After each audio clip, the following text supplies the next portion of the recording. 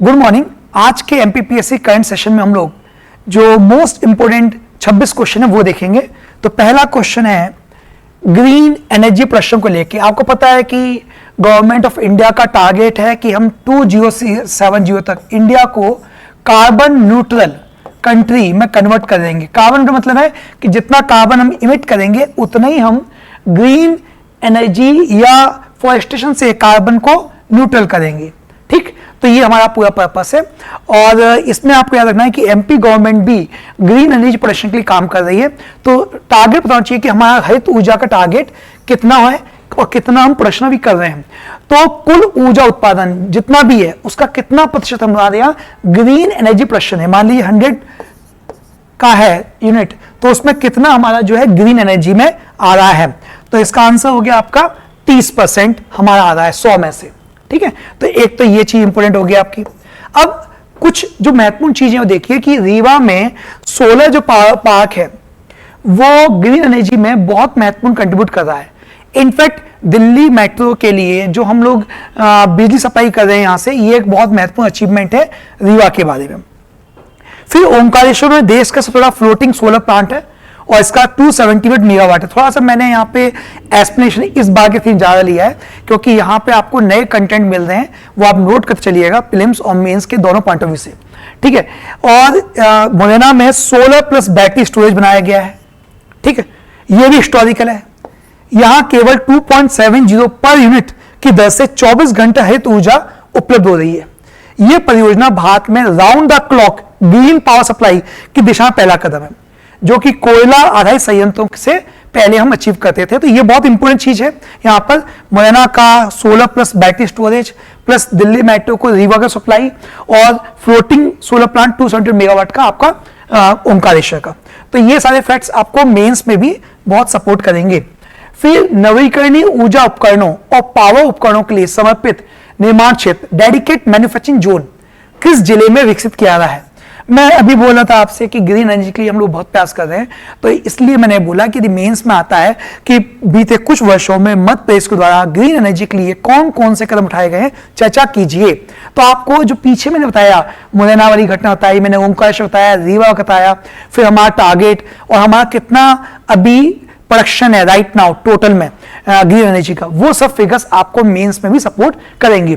तो ये नर्मदापुरम में स्थापित किया जा रहा है। ठीक है, तैयार करिएगा, इंपॉर्टेंट है। अगला क्वेश्चन है कि वर्तमान में मध्य प्रदेश में कितनी प्रमुख सौर परियोजना कार्यरत हैं जिनकी कुल उत्पादन क्षमता 2.575 मेगावाट है, गीगावाट है। तो मैंने इसमें बेसिकली आपको एक तो बता दिया कि 5 बड़ी परियोजनाएं हमारे यहाँ और उनका प्रोडक्शन है 2.75 गीगावाट। तो ये भी आप मेंस में इस्तेमाल कर सकते हैं। सौर परियोजना, सोलर प्रोजेक्ट्स कौन कौन से हैं, ठीक है, और ये बाकी तो सब पता ही है आपको। अगला है राज्य सरकार ने वर्ष 2030 तक कितना गीगावाट अक्षय ऊर्जा उत्पादन। देखिए सारे फिगर्स में ग्रीन एनर्जी के आसपास लेके चल रहा हूं, ग्रीन एनर्जी, ठीक है, रिन्यूएबल एनर्जी, ठीक, क्योंकि इनसे क्वेश्चन मेंस में एक आते आता है और आपके सिलेबस में भी है, प्रीलिम्स कोड में भी कवर हो जाएगा इसी बहाने। तो हमारा टारगेट है लगभग 30%। कब तक करना है इसको, ठीक, यह बताइएगा, है ना। मध्य प्रदेश का कौन सा राज्य है जिसने technology agnostic renewable energy policy लागू की है, ठीक, कौन से नंबर का राज्य है एमपी। तो फर्स्ट स्टेट है इंडिया में जिसने इस तरह का एक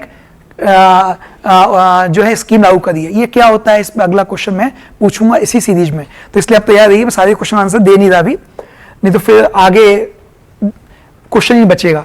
मध्य प्रदेश में सफल 100 परियोजनाएं, अभी पीछे मैंने पूछा था कितनी परियोजनाएं हैं, ठीक, और उनका कितना प्रोडक्शन है 2.68 गीगावाट। और यहां मैंने पूछा है कि सफल 100 परियोजनाएं कौन कौन से जिलों में स्थापित है। एक हो गया रीवा, आगर, सायापुर, नीमच। तो रीवा मैंने बताया था पीछे आपको, ठीक, तो रीवा यहां पे भी है, दोनों में है। दूसरा हो गया आगर मालवा, साजापुर और नीमच, सतना, सागर, खंडवा, और साजापुर यहां पे भी है, बैतूल, होशंगाबाद, सीधी। फिर आगर यहां पे भी है, नीमच यहां पे है, जबलपुर, ग्वालियर। तो इसका आंसर मैंने जानबूझ के ऑप्शंस को मिक्स किया है। इसका आंसर है ए, रीवा, आगर, सायापुर, नीमच।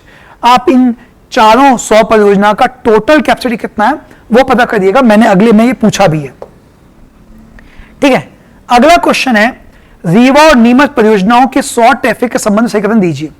तो ना सिर्फ हम लोग सोलर पावर पे काम कर रहे हैं बट कि हम दुनिया की सबसे कम सोलर टैरिफ, मतलब कम कीमतों पे सोलर प्रोडक्शन पे भी हम सफलतापूर्वक काम कर रहे हैं। तो ये भी आप मेंस के आंसर में यूज कर सकते हैं। रीवा परियोजना में 100 टैरिफ 3 रुपए पर यूनिट से कम रहा है, ठीक है, और नीमच परियोजना में टैरिफ 2 रुपए 15 पैसे यूनिट से कम रहा है। दोनों कथन सत्य हैं, इनमें से कोई भी नहीं, तो दोनों ही सत्य हैं। इनफैक्ट नीमच परियोजना सबसे सस्ती 100 परियोजनाओं में से एक है। आप जब पढ़ेंगे इसके बारे में तो आपको जानकारी मिलेगी कि ये काफी कम लागत पे काम कर रहा है। आगे अब आते हैं कुछ हिस्ट्री क्वेश्चन, पीछे मैंने लिए रिन्यूएबल एनर्जी के, ठीक। देखिए मैं मेंस को भी क्लब कर रहा हूं क्योंकि मेंटरशिप प्रोग्राम में जो बच्चे हैं उनको हम जो टास्क दिया था तो उसी से हमने क्वेश्चन आपको उठा के दिए हैं प्रीलिम्स के लिए भी। अब आते हैं लकड़ा विद्रोह के बारे में। यहां से आपका जो मैं क्वेश्चन पूछ रहा हूं ये ट्राइबल्स में भी आएगा यूनिट 10 में, और ये आपका हिस्ट्री में भी आएगा, ठीक है, मॉडर्न हिस्ट्री में, जिसमें आपका ट्राइबल मूवमेंट जो है या पीजेंट मूवमेंट जो है, किसान विद्रोह जो है, वो सब इसमें आ जाएंगे। तो लकड़ा विद्रोह ये है कि 78 क्रांति से लगभग 25 साल पहले बुधु भगत ने छोटा नागपुर क्षेत्र में अंग्रेजों के जल, जमीन और वनों पर कब्जे के लिए विद्रोह किया था। तो फर्स्ट ऑफ ऑल कहना चाहिए कि लकड़ा विद्रोह और बुधु भगत में कोई संबंध है कि कोई और विद्रोह जुड़े हुए हैं। दूसरा, ईस्ट इंडिया कंपनी ने बुधु भगत पे 1,000 रुपए का नाम रखा था, ठीक। दोनों कथन सत्य हैं या नहीं है, तो ये तय कर लीजिए, दोनों कथन सत्य हैं। लकड़ा विद्रोह मेंस में आता है कि लकड़ा विद्रोह पे आपको यदि 2 मार्क का लिखने को आए तो वो आपका बन जाएगा। बुधु भगत पे यदि आपका आता है शॉर्ट क्वेश्चन तो वो आपका बन जाएगा, ठीक है। तो ये मैंने प्रीलिम्स और मेंस दोनों क्लब कर दिया यहां पे। आगे है संथाल विद्रोह। हूल आंदोलन का नेतृत्व किसने किया? बिल्कुल सिंपल है, सीधु कानू, बुधु भगत, रानी लक्ष्मीबाई, तानसेन। तो समझ में आ रहा हो कि तानसेन तो कहीं से कहीं तक दूध उतर नहीं है, सूदो ये है, ठीक है। फिर 1885 में भोगंडी में चाया गांव के 50 संथालों की सभा हुई जिसमें संथाल विद्रोह की शुरुआत हुई, ठीक।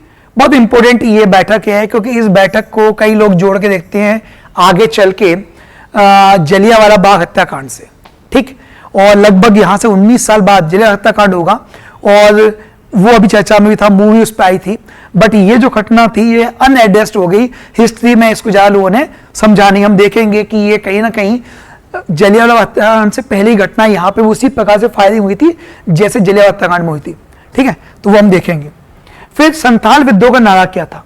करो या मरो, अंग्रेजों हमारी माटी छोड़ो, स्वराज मेरा जमशेद दिखा दे, वंदे मातरम, अंग्रेजों बाहर जाओ, ठीक। तो इसमें इसका आंसर है करो या मरो, अंग्रेजों हमारी माटी छोड़ो। ये संथाल विद्रोह का नारा है, ठीक है। अगला है कार्ल मार्क्स ने नोट्स ऑन इंडियन हिस्ट्री में संथाल क्रांति को क्या कहा? बहुत इंपॉर्टेंट है, बहुत कम लोगों को पता होगा कि कार्ल मार्क्स ने संथाल क्रांति के लिए एक बाकायदा अपनी बुक में स्टेटमेंट यूज किया गया। पहली बात तो आपको समझना चाहिए कि नोट्स ऑन इंडियन हिस्ट्री के लेखक कौन है। हो सकता है अगली बार मैं पूछूं कि इसके लेखक कौन है, जवाहरलाल नेहरू, ठीक है, कार्ल मार्क्स, रॉबर्ट फ्रूड, ऐसा कुछ कुछ करके ऑप्शन दे दूं आपको, ठीक। तो पता होना चाहिए कार्ल मार्क्स की किताब है। संथाल क्रांति शब्द क्या है? भारत की पहली जन क्रांति, भारत की पहली आदिवासी क्रांति, आदिम आक्रोश, भारत की पहली सर्वहारा क्रांति। तो इसका आंसर है भारत की पहली जन क्रांति, ठीक है, तैयार कर लीजिएगा। अब यदि कभी आप मेंस लिखे हैं तो मेंस में ये जो ऊपर मैंने लिखा history of Indian notes on Indian history, ठीक, कार्ल मार्क्स के इस कथन का इस्तेमाल आप कभी भी संथाल क्रांति के मेंस के आंसर में कर सकते हैं, तो आपके नंबर और बाकी लोगों से बढ़ जाएंगे। आगे बढ़ते हैं। अगला है निम्नलिखित में किस एक घटना को जलियांवाला हत्याकांड का पूर्ववर्ती माना है, मतलब उससे पहले हुई घटना, ठीक। हालांकि वो उतनी रिकॉग्नाइज नहीं की गई, थोड़ी अनएड्रेस सी रह गई, हम कह सकते हैं। लकड़ा विद्रोह के समय गोलाबारी, तो वो नहीं है। कोल विद्रोह के समय गोलाबारी, वो भी नहीं है। संथाल क्रांति के दौरान हिंसक घटनाएं, बिल्कुल सही। कौन सी घटना थी, कौन से मजिस्ट्रेट ने आदेश दिया था, देखिएगा बिल्कुल वैसे ही होगा जैसे जनरल डायर ने किया था वहां पे। और भील विद्रोह, तो आप देखिएगा इसका आंसर है संथाल क्रांति को हिंसक घटना है। 1900 में बिरसा मुंडा के नेतृत्व में आंदोलन के तेज फैलाव के से घबराकर उस समय के जिला मजिस्ट्रेट ने पुलिस और सेना बुलवाई और डोबीवाड़ी हिल पर जो लोगों की बैठक हुई थी सभा, उस पर लगभग 400 लोग मारे गए। यह घटना 19 साल बाद हुई जलियांवाला हत्याकांड का समान थी, परंतु इस घटना को इतिहास में स्थान नहीं मिला। तो यदि आप मेंस में इसको थोड़ा सा लिख दें संथाल क्रांति के महत्व के बारे में और जोड़ दें आप इसको जय हत्याकांड से, तो आपके नंबर बाकी लोगों से 1 या 2 नंबर का फर्क हो जाएगा।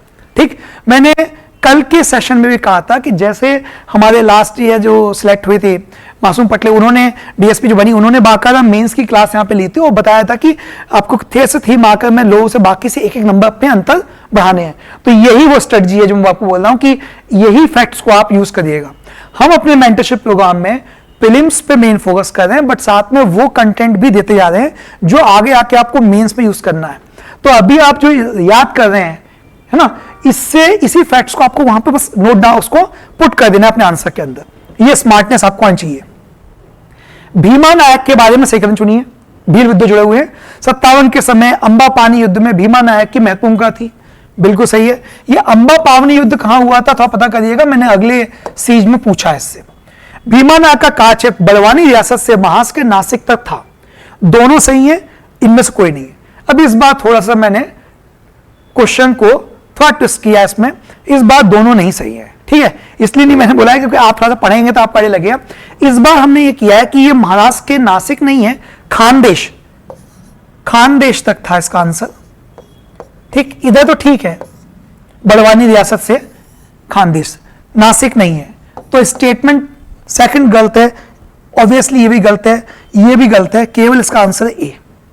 ठीक है, ए।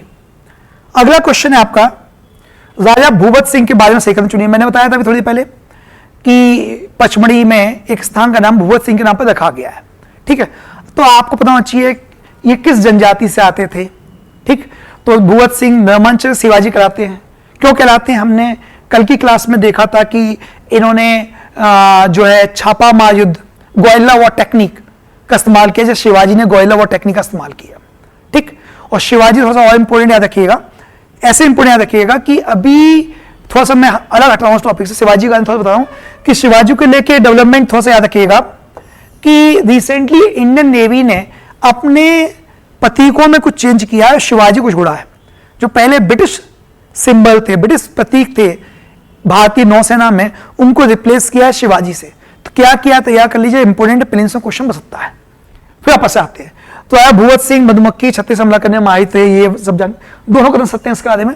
ठीक, इनके बारे में पूरी डिटेल में दे दी है 3 मार्कर, मतलब फुल क्वेश्चन मुताबिक। स्वतंत्र संग्राम के दौरान अंग्रेजों को लोहे से चंचवाने वाले पचमढ़ी के आदिवासी राजा भूपत सिंह नरमांचल शिवाजी कहलाते थे। जंगलों में रहकर अंग्रेजों के से को 3 साल तक परेशान करने वाले भूपत सिंह गोयला वॉर टेक्निक के एक्सपर्ट थे। साथ ही मधुमक्खी 36 हमला करने में आए थे। कैसे थे पाऊंगा ये अलग से मैं आपको। उन्होंने फ्रीडम स्ट्रगल के दौरान तात्या टोपी की मदद भी की। मड़ई और पचमढ़ी के बीच घने जंगलों में आज भी भूपत सिंह किले का द्वार और लोहारों की भट्टियां मौजूद है, जिससे पता चलता है कि वे केवल किला बनाकर लड़ रहे थे, बल्कि बड़े पैमाने में हथियार बनाने की क्षमता भी उनके पास मौजूद थी, क्योंकि इन भट्टियों में आमतौर पर बड़े हथियार आदि बनाए जाते थे। तो ये भी आपको मेंस के अकॉर्डिंग थोड़ा सा तैयार करवा दिया मैंने यहाँ पे। छिंदवाड़ा विश्वविद्यालय का नाम किसके नाम पर रखा गया है? शंकर शाह, भीमा नायक, भूपत सिंह, बिरसा मुंडा। ठीक, अब थोड़ा सा मैं आता हूं आपको ये चीज रखनी है कि पिछले कुछ समय से जो हमारे यहां एमपी में प्रदेश सरकार है डॉक्टर मोहन यादव जी की, उनका जो नारा है, ये भी मैंने पूछा था फर्स्ट क्लास में, उनका नारा है विरासत से विकास तक। मतलब वो कहते हैं कि हम विकास भी करेंगे और विरासत को लेकर भी चलेंगे, और उनके जितने भी कदम उठाए जा रहे हैं, वो जो भी पॉलिसी चला रहे हैं, उसमें विरासत को भी साथ में लेके चाह रहे हैं। चाहे आप देखें रानी दुर्गावती को लेके जो अभी कुछ स्थानों के नाम रखे गए, या राजा भूपत सिंह, भीमा नायक, तो ये सब चीजें वो जोड़ के, उनसे जोड़ के, उनकी जो पॉलिसी जोड़ के देखना चाहिए आपको, और उसी का इम्पैक्ट पेपर पे भी आपको दिखेगा। ठीक है, तो ये जो बदलाव है, विरासत से विकास जो नारा है, उसमें इस प्रकार से विश्वविद्यालय आदि में भी विरासत को संजोए रखने का वो प्रयास करे। अभ्युदय मध्य प्रदेश उनका नारा, ये उनका स्लोगन भी है। ठीक है, तो ये तैयार कर लीजिए, प्रीलिम्स में हो सकता है इससे कुछ जुड़े क्वेश्चन आ जाए। और ये मैंने जानबूझ के थोड़ा सा आपको फोकस किया कि वर्तमान सरकार की जो आइडियोलॉजी है, जो थीम है, वो आपको पता होना चाहिए, ताकि प्रिपरेशन में थोड़ी सहूलियत आपको हो जाएगी। शंकर शाह के नाम पे कुछ लाइब्रेरी आदि बनी है, वो भी देख लीजिएगा, मैंने हिंट दी है। कुछ म्यूजियम भी बने हैं, उनके नाम देख लीजिएगा। राज्य सरकार ने आदिवासी जनन्याय के सम्मान में किन स्थानों पर कैबिनेट की बैठक करी? देखिए, ये भी वही विरासत से विकास, हम चाह रहे हैं हमारी विरासतें हैं प्राचीन, उनको हम संजोए रखें। तो सिंगामपुर, पचमढ़ी, दोनों, इनमें से कोई नहीं। तो ठीक है, आंसर तो आपको पता ही होगा, मैं जानबूझ के पूरा आंसर देता हूं, दोनों ही जगह। बट सिंगामपुर कहां है, किस डिस्ट्रिक्ट में आता है? दमोह। और जननायक सिंह का क्या संबंध है? पचमढ़ी तो ठीक है, समझ गए हम लोग, ठीक, पीछे आपने देख ही लिया। बट यहां पे कौन है, थोड़ा देखिए, तैयार करिएगा, प्रीलिम्स के पॉइंट ऑफ व्यू से इंपॉर्टेंट है। ठीक है, तो नर्मदापुरम में इन दो जगह पे बैठा हो चुकी, दमोह और पचमढ़ी। दमोह में सिंगामपुर। नेक्स्ट क्वेश्चन है, भगवान बिरसा मुंडा का सही कथन चुनिए। केवल फ्रीडम स्ट्रगल योद्धा ही नहीं थे, बल्कि एक सोशल रिफॉर्मर भी थे। इन्होंने जो लोगों में अंधविश्वास था, जाति भेदभाव, नशाखोरी, इसके खिलाफ भी अवेयरनेस बढ़ाई, लोगों को जागरूक किया। बिरसाइत नामक धार्मिक आंदोलन भी चलाया, जिसमें आचार विचार की शुचिता, सादगी, ठीक है, सत्य के मार्ग पर चलने की प्रेरणा आदि दी, उपरोक्त सभी। तो ये मैंने बेसिकली पूरा एक क्वेश्चन का आंसर दिया है 50 वर्ड्स के अकॉर्डिंग, आप इसको कर सकते हैं। कुछ फैक्ट्स ऐसे हैं जो बाकी जगह से नए हैं, तो आपको प्रीलिम्स में भी सहूलियत होगी और मेंस में सहूलियत होगी। यदि लिखना चाहें तो ये मेंस के अकॉर्डिंग कंटेंट आपका काम करेगा। ठीक है, फैक्ट सभी पता है, आप सभी सही हैं इसके। बिरसा मुंडा की वीर गति कब प्राप्त हुई, अब ये भी फैक्ट में दे दिया, ये भी आप मेंस में सवाल कर सकते हैं। 9 जून 1900। हो सकता है अगली बार क्वेश्चन पूछ ले कि बिरसा मुंडा को जब वीर गति प्राप्त हुई तब उनकी आयु कितनी थी? तब उनकी आयु थी 24 साल 7 महीने की अल्प आयु में। ठीक, ये भी फैक्ट पता होना चाहिए बिरसा मुंडा के बारे में। गौरव दिवस मनाते हैं अपन, किस दिन आते हैं, डेट देख लीजिएगा। टाटिया भील विश्वविद्यालय किस जिले में स्थित है? चौराया तो भवकुआ पे ही है, लेकिन विश्वविद्यालय जो है वो खरगोन में है। ठीक है, तो ये भी तैयार कर लीजिएगा।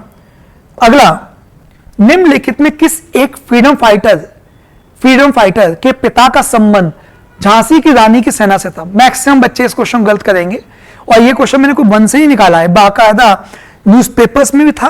और ये न्यूज़पेपर कब था आप चाहे देख लीजिए, मैं आपको हिंट देता हूं। सरदार पटेल के बारे में जिस दिन हम जो बनाते हैं, एक दिवस बनाते हैं, क्या बनाते हैं, अखंडता दिवस क्या बनाते हैं सरदार पटेल की याद में, ठीक है ना, स्टैच्यू ऑफ यूनिटी बनाई है ना, तो उस दिन न्यूज़पेपर में था। सुभाष चंद्र बोस, चंद्रशेखर आजाद, सरदार पटेल, भगत सिंह, इसका आंसर है सरदार पटेल ने बता ही दिया। ठीक, और सरदार पटेल के पिता जो थे वो झांसी की रानी की सेना में थे 57 की क्रांति के दौरान, झबेर भाई झांसी। ठीक, हो सकता है प्रीलिम्स में आ जाए, मैक्सिमम बच्चे ला के आएंगे सुभाष चंद्र बोस, थोड़ा और जाएंगे तो आजाद के बारे में ला के आएंगे, लेकिन ये थोड़ा देख लीजिए, चंद्रशेखर आजाद नहीं है, इसका आंसर है सरदार पटेल के पिता 57 की क्रांति में झांसी की रानी की सेना में थे। संरक्षक संत कहा गया, किसके लिए टर्म इस्तेमाल किया गया है? सुभाष चंद्र बोस, चंद्रशेखर, सेम मैंने ऑप्शन दिए, आंसर सरदार पटेल है। अब इन दोनों फैक्ट्स को यदि हम मिलाएं तो लगभग 50 वर्ड्स का कंटेंट आपको बन जाएगा मेंस के लिए। नए भारत के प्रशासन तंत्र 1950s के बाद जो नया एडमिनिस्ट्रेशन भारत में बन के आया, उसकी जिम्मेदारी सरदार पटेल ने ली। उन्होंने आधुनिक भारतीय मॉडर्न इंडियन एडमिट सर्विस की फाउंडेशन रखी, इसी कारण उन्हें संरक्षक संत भी कहा जाता है। यह आपका प्रीलिम्स में भी तैयार हो गया, प्रीलिम्स में हिस्ट्री में तैयार करा दिया मैंने पॉइंट। ठीक, तो आप इनको देखिए, यूनिट 1 में भी आएंगे ये टॉपिक, और यूनिट 10 में भी कुछ टॉपिक जुड़ रहे हैं। ठीक, तो ये अकेला केवल करंट अफेयर्स नहीं है, इसमें करंट अफेयर्स प्लस ट्रेडिशन दोनों को मैंने क्लब किया है। ठीक, और ये सारी चीजें रिलेवेंट जो हैं उनके अकॉर्डिंग मैंने अरेंज की है।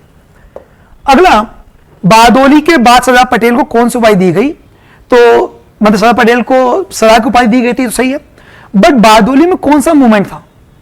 ठीक, मजदूरों के नो टैक्स आंदोलन, किसानों के नो टैक्स आंदोलन, छात्रों के विश्वविद्यालय बहिष्कार आंदोलन, उपरोक्त सभी। तो इसका आंसर बी, किसानों के नो टैक्स आंदोलन दौरान बारदोली की महिलाओं ने उनको सरदार की उपाधि दी थी। ठीक है, तो आपको पता करना है कि बारदोली आंदोलन हुआ कब, क्योंकि आगे मैं पूछूंगा इसको मॉडर्न हिस्ट्री में, जब हम लोग सेशन में एंटर करेंगे तो वहां मैं मॉडर्न हिस्ट्री में बारदोली सत्याग्रह के बारे में आपसे क्वेश्चन पूछूंगा। ठीक, किसानों के नो टैक्स आंदोलन, बारदोली में किसानों के नो टैक्स आंदोलन को नेतृत्व करने के बाद उन्हें सरदार की उपाधि दी गई। ठीक है, गॉट इट। अगला, देश की पहली हाइजीनिक फूड स्ट्रीट प्रसादम का उद्घाटन कहां किया गया? तो ये तो मैंने हिंट दे दी है ना, उज्जैन, भोपाल, इंदौर, ग्वालियर। हालांकि ऑप्शंस रिलेवेंट नहीं है, थोड़ा और अच्छा होता है इसमें ओंकारेश्वर, महेश्वर ये सब जोड़ देते। उज्जैन में किया गया है। आपको ये देखना है कि ये लैब जो है ये जो हमने फूड हिस्ट्री बनाई गई है, इसको किस लैब से हम लोग सर्टिफाइड करवा रहे हैं, क्या है इनिशिएटिव, थोड़ा तैयार करिएगा, इंपोर्टेंट है ये। ठीक है, अगला है मध्य प्रदेश सरकार ने मनहित ऐप किस क्षेत्र की लॉन्च किया है। मनहित ऐप बहुत चर्चा में है। पिछले कुछ समय से मध्य प्रदेश में हम देख रहे हैं कि मानसिक रोगियों की संख्या बढ़ती जा रही है, और ना सिर्फ मध्य प्रदेश में, पूरे देश भर में, पूरे विश्व में डिप्रेशन, एंजाइटी आदि के मामले तेजी से बढ़े हैं। तो इसी को दूर करने के लिए एक मानसिक स्वास्थ्य के लिए ऐप लॉन्च किया है, मनहित ऐप, मध्य प्रदेश सरकार ने। तो हो सकता है कुछ क्वेश्चन बन जाए इससे, सुशासन, गुड गवर्नेंस में जोड़ दिए ऑप्शंस, तो कंफ्यूज करने के लिए। अगला है प्रधानमंत्री जन आरोग्य योजना में देश में अब तक किस राज्य की सबसे अधिक लाभार्थी संख्या है। तो सबसे ज्यादा यूपी है, क्योंकि जनसंख्या यूपी की है, बट सेकंड नंबर पे एमपी है। तो बेसिकली लाभार्थियों की संख्या यदि ज्यादा है तो ये क्या दिखाता है, बेसिकली ये दिखाता है कि हमने स्कीम्स को बहुत अच्छे तरह से कवर किया है, मैक्सिमम लोगों तक हम स्कीम को लेके गए हैं। ठीक है, इसलिए इसका सब्सक्रिप्शन बहुत ज्यादा हुआ है, लोगों ने ज्यादा इस स्कीम को लिया है। ठीक, क्षिति जल पावक गगन समीरा पंचतत्व से बना शरीरा का उल्लेख मिलता है। ये मैंने अपने मन से नहीं लिखा, ये मोहन यादव जी ने एक कार्यक्रम के दौरान इसका जिक्र किया। आप कार्यक्रम क्या था बताता हूं। उसमें कार्यक्रम यह था कि वो जल संरक्षण के महत्व को बता रहे थे, जिसमें उन्होंने कहा कि जल संरक्षण के लिए मध्य प्रदेश में बहुत सारे प्रोजेक्ट चल रहे हैं। ठीक है, माननीय प्रधानमंत्री के नेतृत्व में हम लोग भी इस पर प्रयास काम कर रहे हैं, ग्रीन एनर्जी पे काम कर रहे हैं हम लोग, साथ में हम water conservation, rain water harvesting, जल संरक्षण, वर्षा जल संचयन आदि पे काम कर रहे हैं। तो ये जो उन्होंने लाइन बोली, उन्होंने कहा कि ये लाइन जो है ये चौपाई मिलती है रामायण में। मैंने पूछा ये कहां मिलती है, महाभारत, गीता। ये सीएम ने ही अपने भाषण में इस्तेमाल किया था, मैंने वहां से उसको उठा लिया। ठीक है, तो ये पूरा इसका एक्सप्लेनेशन दिया हुआ है। यदि आप कभी लिखें मेंस में तो इसको पूरा, यदि कभी भी वाटर सिग्निफिकेंस, वाटर क्राइसिस, जल के महत्व और जल संकट आदि पे लिखें तो ये लाइन आप यूज करिएगा मेंस में, निबंध आदि में। तो ऐसे के आंसर में, ऐसे के पेपर में आपको इससे थोड़ा सा ज्यादा नंबर मिलेगा बाकी लोगों से। ठीक है, यही स्मार्ट फैक्ट्स हैं जो आप अपने आंसर में इनपुट कर सकते हैं। तो ये आज का सेशन कंप्लीट हुआ। अब तक हमने 4 सीरीज कंप्लीट कर ली है। आपको इन सीरीज के बारे में यदि कोई भी अनुभव है तो आप बताइए, और यदि आपको कोई क्वेरी है, कोई क्वेश्चन है तो आप पूछ सकते हैं। ये तमाम जो सीरीज है इसी के पैरेलल हमारे जो मेंटरशिप क्लासेस है वो भी चल रही हैं, जिसमें हम स्टूडेंट्स को इसी तरह से प्रीलिम्स कम मेंस, मतलब हमारा पूरा फोकस प्रीलिम्स पे है, बट प्रीलिम्स के जो फैक्ट्स है उन्हें हम मेंस में भी कैसे यूटिलाइज करें पैरेलली, साइमल्टेनियसली, हम उस पर भी काम कर रहे हैं। मैं एक बार फिर रिपीट कर रहा हूं, ये सारा कंटेंट इंग्लिश में भी अवेलेबल है। जो स्टूडेंट ऐसे हैं जिनको हिंदी में दिक्कत है, वो इंग्लिश मीडियम के हैं, यदि वो चाहें तो ये इंग्लिश में भी कंटेंट ले सकते हैं। चलिए, आज के लिए इतना ही काफी है। हम मिलते हैं अगली सीरीज में। धन्यवाद।